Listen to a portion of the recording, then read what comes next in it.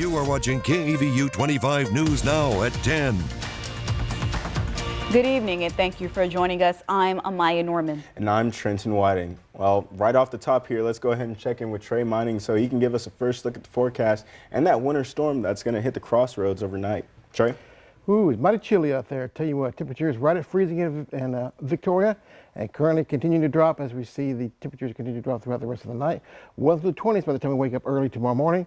But what's going on right now, that's the main feature, is the precipitation. There's pretty good icing, at least a little bit, coming through now Goliad County, northern parts of Victoria County. More significant icing way up here along the I-35 corridor from San Antonio to about Lavernia, Seguin, and pointing north toward Austin. So a little bit of small areas of frozen precipitation, freezing rain more than likely, moving in from southwest to northeast across the crossroads region. A little bit of patch here, patch there near Cuero and down to Goliad, and a little bit of a break and some more coming in. So it looks like the main icing event is well north of I-10, but we're still not out of the woods yet. Unless this whole system gets finally to the east of our area, coming up by early tomorrow morning by about 7 or 8 o'clock. Until then, we're under the gun for icing around here. Just in case, be careful on those not so much on the roadways, but the elevated bridges, elevated overpasses. They'll be first to ice first, so please be careful driving out there. Let's take a look at what's going on currently. We'll review the watches and warnings, well, pretty much all warnings. Winter storm warning in effect until 12 noon tomorrow for all of the crossroads region.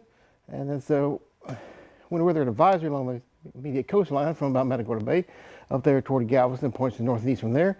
Also have an extreme cold warning in effect and also a freeze warning in effect for the total area of the crossroads right here. After the precipitation is done, does that mean we're out of the woods? Nope, we have very cold temperatures to head our way.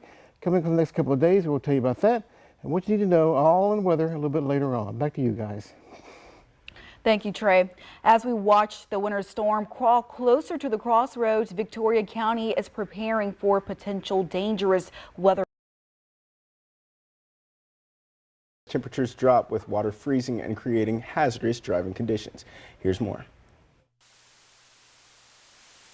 As the winter weather approaches, officials are urging residents to stay off the roads or drive slow to maintain control if they have to drive.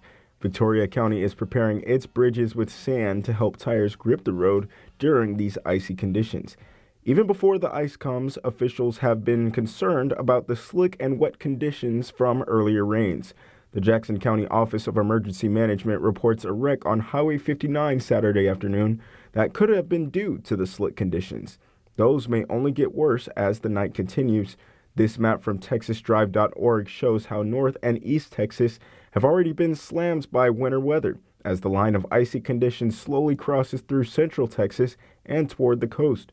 The crossroads are prepared for the worst of it overnight with possible freezing rain in the early hours of Sunday morning. While North Texas is preparing for that winter storm set to hit the area today, yesterday in Arlington, residents made last-minute trips to grocery stores as they prepared for potentially hazardous conditions, power outages, and frigid temperatures. Shelves were emptied of water, bread, and firewood. Meanwhile, the city's Salvation Army Corps prepared cots to shelter some of the city's homeless population. The organization will provide overnight beds and meals for people seeking shelter from the cold, with some facilities offering continuous 24-hour warmth. Yeah, kind of just getting ready, bunkering down at the house, making some hot soup just so we can stay warm throughout the week. But yeah, that's pretty much it. I mean, just kind of ride it out just to see if it's going to be as crazy as everybody's been predicting.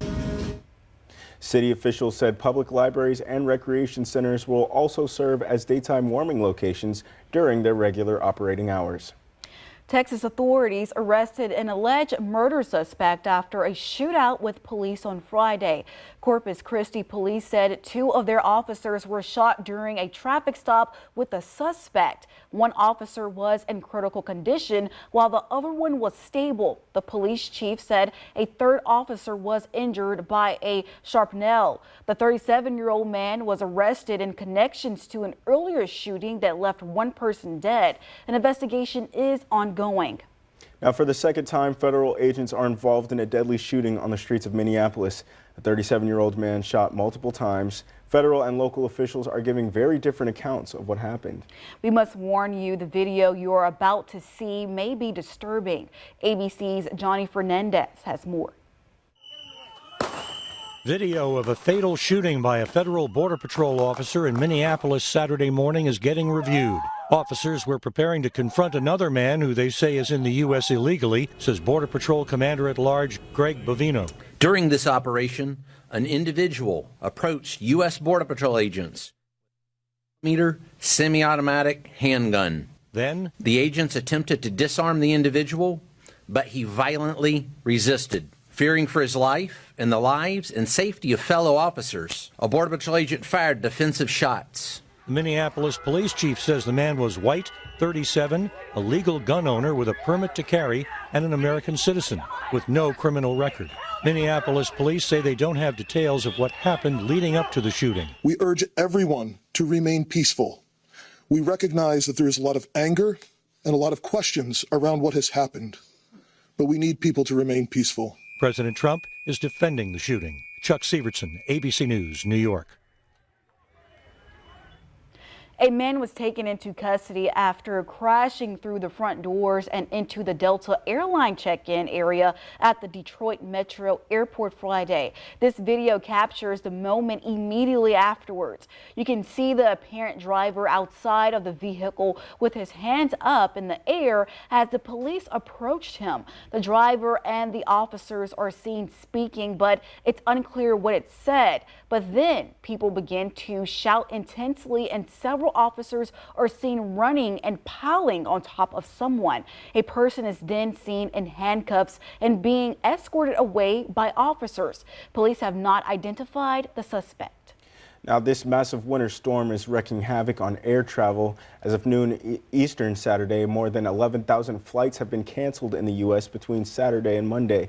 More than 3,500 flights are canceled on Saturday, and some of the heavily impacted airports include the two in Dallas, Oklahoma City, and Little Rock, Arkansas. The number of cancellations nearly double on Sunday, where the impacts are seen further east. On Monday, over 11 flights have already been canceled, and the cancellations will likely increase as the storm makes its way across the country. For more local news, content, weather, and sports, come to our website at crossroadstoday.com. And if you see news happening, let us know. Call the number on your screen to contact our newsroom or email us your tips at staff@crossroadstoday.com. Coming up, President Trump's latest NATO remarks draw strong responses from ally leaders. What you know for tonight? Well, freezing rain possibilities until 8 a.m. at least on Sunday morning. Very cold temperatures to follow. Currently have cold temperatures and colder overnight lows in the teens and 20s coming up in a couple of days down the road. So if you haven't done so already, please protect your pots, plants, pets, and people. Make sure everyone is warm and safe. And we'll talk about the forecast coming up a little later on.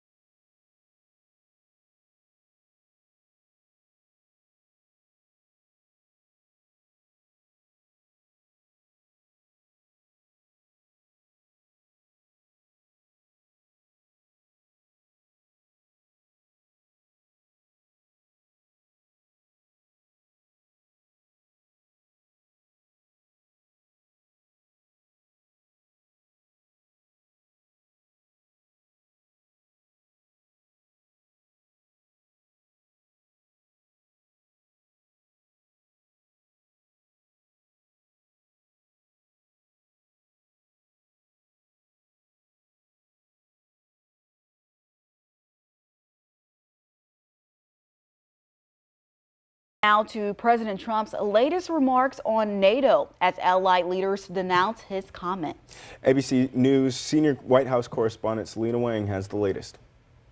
This morning, shock and outrage from America's closest NATO allies after President Trump falsely claimed they never sacrificed on the battlefield to defend the United States. We've never needed them.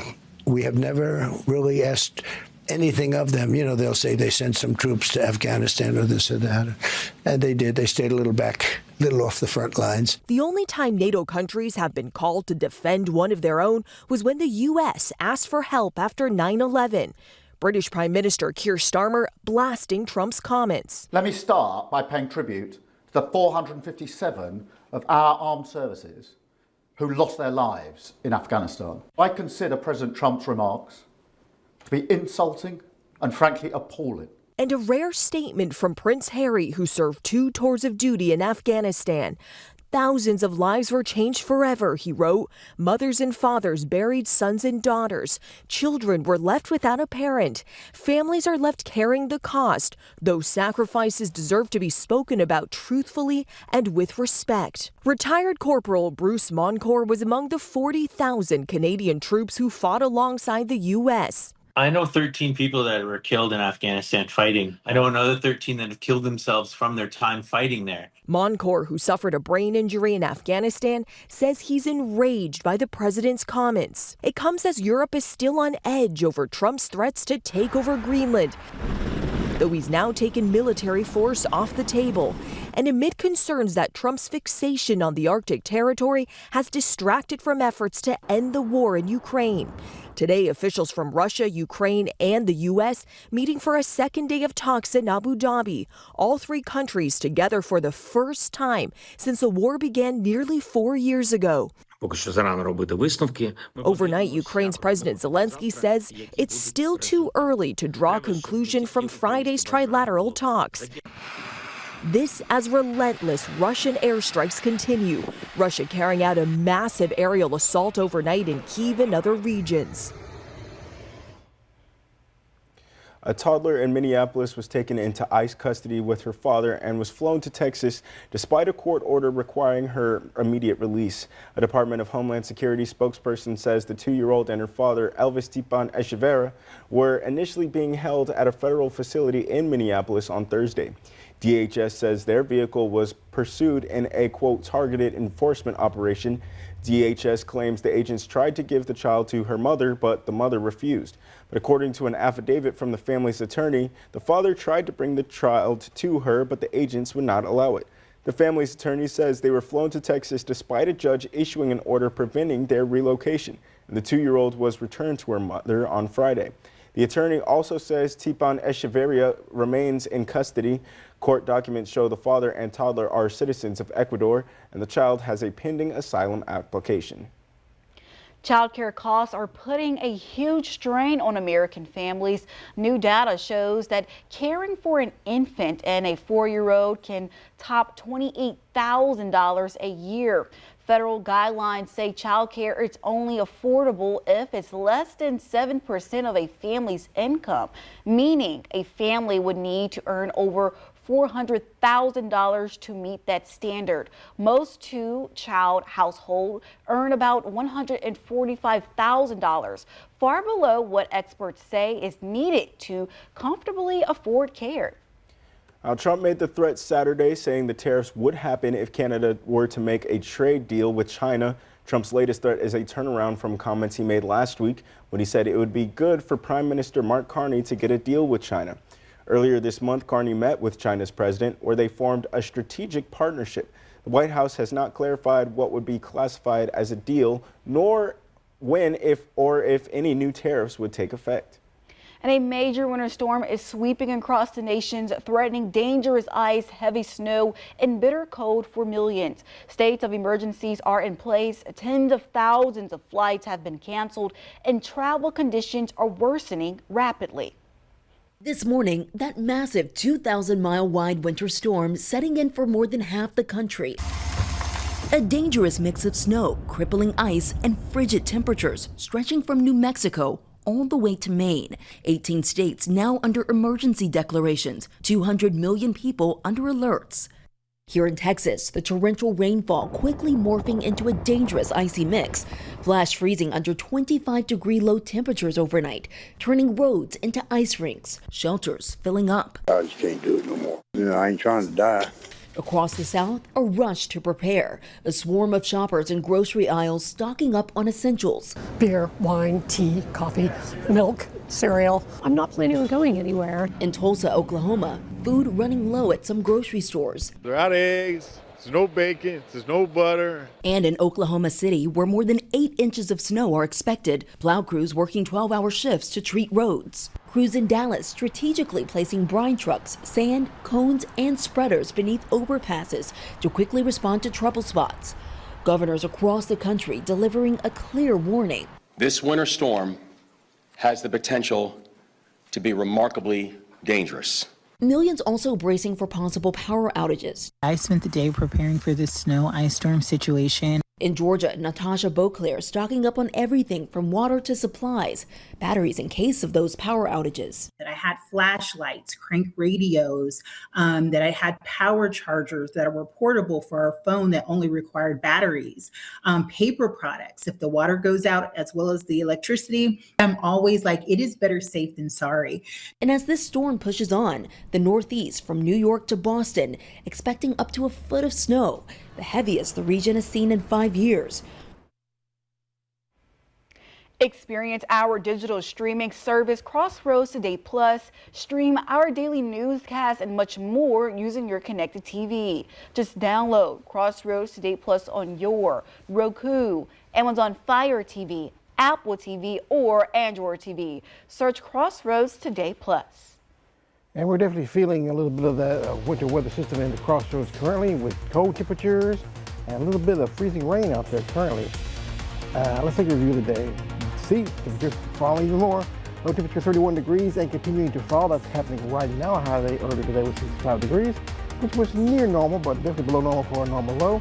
Record low 17 degrees. We're getting close to that coming up in the next couple of days. We'll talk about that coming up next in your weather.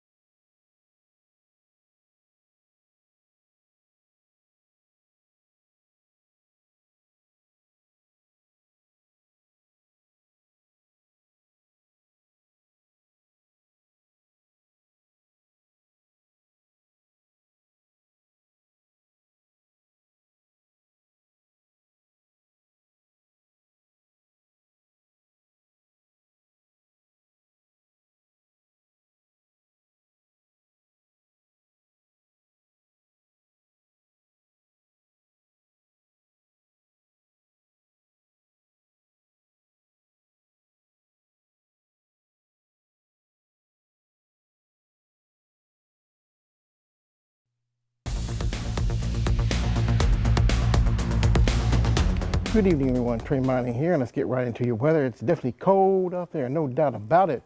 And a little bit of freezing rain being reported. All the areas you see here in the pink, that's areas at or below freezing, the precipitation associated with that.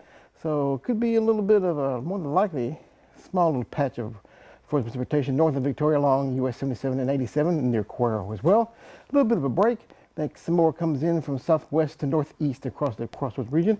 More significant icing you see up there in San Antonio metro area toward Austin and near Seguin, Lavernia, and points to the north from there.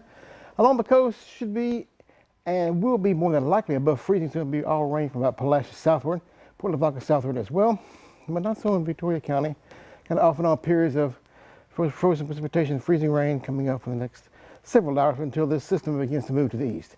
Current temperature right at 32 degrees in Victoria. As I just said, a little bit above freezing along the immediate coast and should stay that way. As you get away from the coast, of course, it gets colder. 30 degrees in Cuero, as opposed to 32 degrees in Victoria. Already in the 20s from Gonzales up to Seguin and San Antonio area points in the north. Definitely a cold night, and definitely the temperatures there will be sporting some frozen precipitation around the region. Arctic air is blasted down to the state of Texas. Look at this current temperature. Amarillo, 4 degrees, 9 degrees in Lubbock. Not getting that cold here, thankfully, but definitely cold enough we need to be aware of what's going on weather-wise, especially for the next couple of days down the road. Low temperatures, we started off earlier this evening in the 40-degree range, and we're at 32 degrees now and continuing to fall. We'll be more than likely in the upper 20s once again by about the 10 a.m. Well, not actually about 6 or 7 a.m. in the morning, more than likely, or just prior to sunrise. Then tomorrow's high not getting in the 30s all day long, but the sun should come out because this system is moving through currently, moving to the east rather quickly, so the window of freezing rain will be from right now to about 6 or 7 in the morning, so that's where we're kind of under the gun for that. No driving out there. Please be careful out there, of course. And let's run this model all the way through your Sunday night into your Monday. Well, they're likely seeing 20s or 30s along the coast. Probably low 20s coming up for the next 2 mornings after we get through tomorrow morning, that is. So let's take a look at the model here. We see frozen precipitation still lasting till about 4 or 5 a.m. Thankfully, it's a rather quick mover. So by 7 a.m. it's pretty much out of the picture. Then we should see, believe it or not, some clearing coming up by about 1 o'clock in the afternoon. Does that mean we're all in the clear? Nope, not at all, because Arctic air is still entrenched in the area. And we'll have overnight lows, like I said, in the teens and 20s coming up for Sunday night, Monday night, into Tuesday night, more than likely. Puerto Vaca, maybe 29 degrees or so. Some light freezing rain by 6 a.m. as it begins to move out at that time. Then blustery conditions, sunny skies. With sunny skies, temperatures in the 30s for highs coming up for your day tomorrow along the coast in Puerto Vaca. Cuero, further inland, more than likely in the 20s, 27 degrees by 6 a.m. Sun begins to break out by the afternoon time, but still on the cold side, not getting much above freezing for the daytime high. Victoria, 27 degrees by your 6 a.m. hour, and all the frozen precipitation will be gone by that time or a little bit earlier than that. Sunny skies the rest of the time period for your day tomorrow, but still cold though. Once again, look at the radar. A little bit of frozen precipitation north of Victoria currently, and a little bit of break near Goliad, another headed toward us in the next hour or two, maybe another 30, 45 minutes or so. Extended forecast for us, alert days today, tomorrow, and your day on Tuesday for the very cold overnight lows. Look at this. Tuesday morning, 16 degrees predicted, definitely very cold, more than likely a record breaker by then. And we'll be clearing out by tomorrow afternoon, sunny skies the rest of the time period. Still on the chilly side by the end of the week, with rain chances by then, not as cold as we currently have now. So on the outside, be careful out there, stay off the roads, and try your best to stay warm. How can you be connected with us? There's an easy way to do that. As you see right here, here's the QR code. Get your smartphone, scan the code, see right there. They'll take you to a web page. You can download our app, news, weather, and sports at your fingertips. Very easy, convenient to be having on your phone and be connected with us with what's going on in and around the crossroads. And Ray Robinson, he's there with sports, and I hope he's staying warm. Thank you, Trey, and yes, indeed, I am. But coming up next in sports, we're taking a look at the Edna Cowboys' gritty 46-37 win over Tidehaven, plus star Adrian Boston on proving doubters wrong. Stay tuned.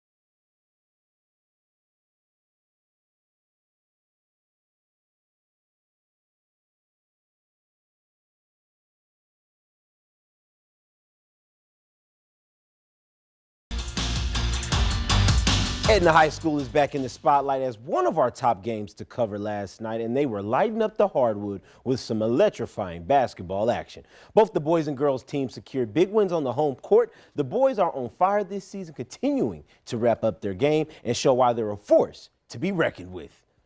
After the girls' overtime thriller, the Cowboys took the court against Tidehaven, and it was a true battle of athleticism as both teams exchanged impressive defensive stops right from the start, with both squads spacing the floor as well. There you see Edna's Jordan Bryan stepping up and knocking down a clutch three. And, you know, Trenton kind of puts me in the mind of Amaya Thompson with that building stuff like that. But the Cowboys' victory, 46-37, was hard fought and a perfect opportunity to prove everybody wrong, as Adrian Boston puts it.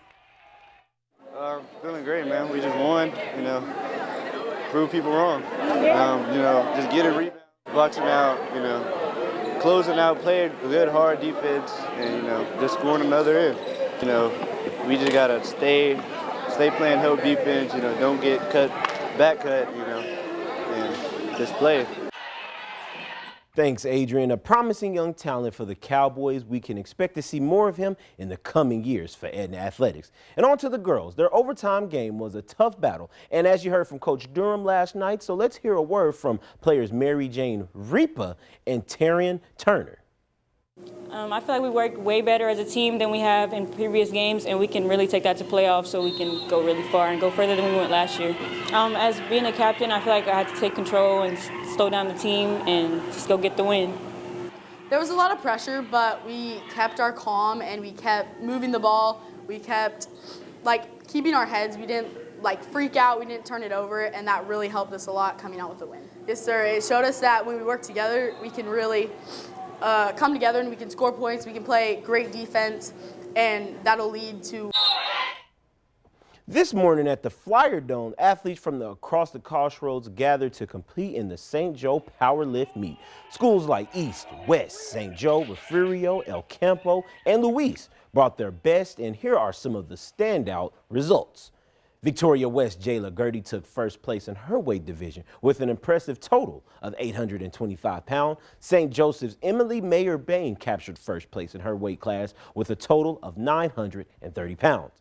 On the boys' side, Preston Yannick from St. Joe secured first place with a total lift of 1,250 pounds, closely followed by Victoria East Brady Quinn with a total of 1,220 pounds. The 220-pound club was dominated by East lifters Braden Garland and Brenham Tomlinson, with Garland finishing first with a whopping 1,510 pounds. Stay tuned as more results keep coming in from this big event. But we'll be back after this break.